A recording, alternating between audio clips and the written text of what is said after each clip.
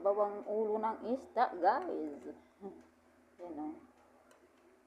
Kamatis, sibuyas lang. Ang halo. Yan. Kinamatisan at saka sibuyas. Kamatis with sibuyas. Malaking ulo ng fish. Ayan. Malaki.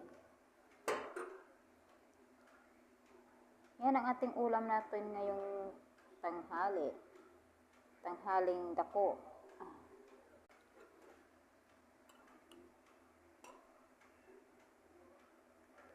Ulo ng isda. Ayan guys, luto ng ating ulo ng fish. Ay, ang laki. Agay, ang laki.